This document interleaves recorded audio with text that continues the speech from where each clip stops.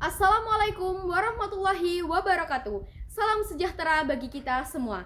Yang terhormat, Dewan Juri dan seluruh rekan-rekan peserta Lomba Debat Bahasa Indonesia SMA Award tahun 2025. Pada video kali ini, saya Widya Nur Alia Rafifah dari SMA Negeri 1 Parang, Magetan sebagai tim pro atau pemerintah akan menanggapi mosi Dewan ini lebih memilih sekolah menengah yang mengadopsi model pendidikan klasik daripada model pendidikan progresif. Pendidikan menurut Undang-Undang di Indonesia, definisi pendidikan secara resmi diatur dalam Undang-Undang Nomor 20 Tahun 2003 tentang Sistem Pendidikan Nasional. Menurut Pasal 1 Ayat 1, pendidikan adalah usaha sadar dan terencana untuk mewujudkan suasana belajar dan proses pembelajaran agar peserta didik secara aktif mengembangkan potensi dirinya untuk memiliki kekuatan spiritual, keagamaan, pengendalian diri, kepribadian, kecerdasan, akhlak mulia, serta keterampilan yang diperlukan dirinya, masyarakat, bangsa, dan negara. Definisi model pendidikan klasik secara umum adalah pendekatan pembelajaran yang berfokus pada warisan intelektual dan budaya dari peradaban masa lalu, terutama peradaban Yunani, Romawi, dan tradisi-tradisi kuno lainnya. Tujuannya adalah untuk membentuk individu yang berpengetahuan luas, berkarakter kuat, dan mampu berpikir kritis.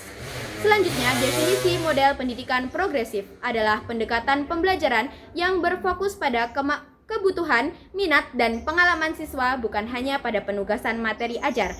Model ini menekankan bahwa pendidikan adalah proses yang harus relevan dalam kehidupan nyata dan mempersiapkan siswa untuk berpartisipasi aktif dalam masyarakat yang demokratis. Saya dari tim pemerintah sangat meyakini bahwa pendidikan klasik adalah fondasi terbaik untuk membentuk individu yang tangguh, berpengetahuan luas, dan siap menghadapi tantangan global.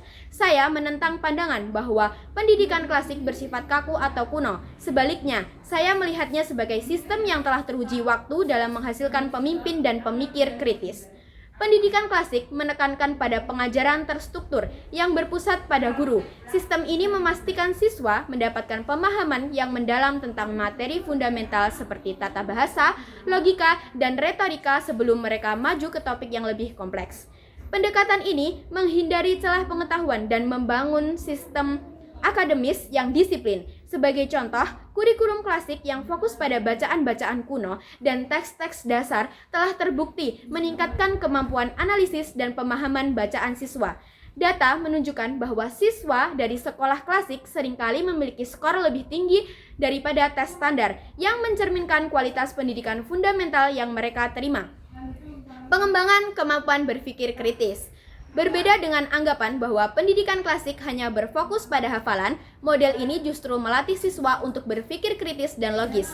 Studi tentang literatur, sejarah, dan filsafat tidak hanya tentang menghafal tanggal atau nama, tetapi tentang menganalisis argumen, memahami perspektif yang berbeda, dan menyusun esai yang koheren dan persuasif. Keterampilan retorika dan logika yang merupakan inti dari pendidikan klasik sangat relevan di era modern.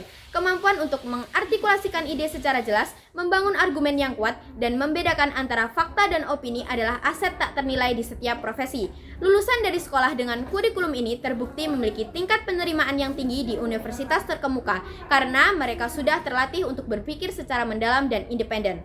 Menurut sebuah artikel di kompas.com berjudul Pendidikan Klasik versus Pendidikan Modern, mana yang lebih baik? Dijelaskan bahwa pendidikan klasik melatih siswa untuk membaca secara mendalam dan menganalisis argumen dari teks-teks kuno.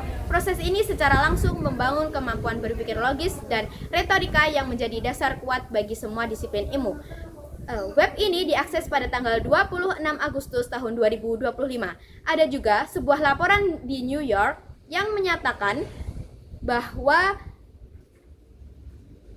lulusan dari sekolah klasik seringkali menjadi pemimpin di berbagai industri karena memiliki disiplin diri, kemampuan komunikasi yang kuat, dan etos kerja yang tidak mudah menyerah. Keterampilan ini yang didapatkan dari studi literatur dan sejarah dianggap sangat relevan di dunia profesional. Dari apa yang saya sampaikan tadi, dapat disimpulkan bahwa pendidikan klasik menciptakan lingkungan belajar yang stabil dan kondusif untuk pengembangan karakter. Model ini menanamkan etos kerja yang kuat, ketekunan, dan rasa tanggung jawab. Dengan lingkungan yang terstruktur dan bebas distraksi, siswa dapat sepenuhnya fokus pada proses belajar. Ini bukan hanya tentang pencapaian akademis, tetapi juga tentang pembentukan Jika akar sebuah pohon kuat, maka cabangnya akan menjulang kokoh menghadapi angin zaman. Demikian pula pendidikan klasik. Ia adalah akar yang memberi bangsa kita kekuatan, arah, dan karakter dengan pondasi kokoh dari tradisi intelektual dan moralitas luhur. Kita tidak hanya membentuk generasi yang pintar, tetapi juga generasi yang bijak dan siap menyalakan obor peradaban. Sekian yang dapat saya sampaikan. Wassalamualaikum warahmatullahi wabarakatuh.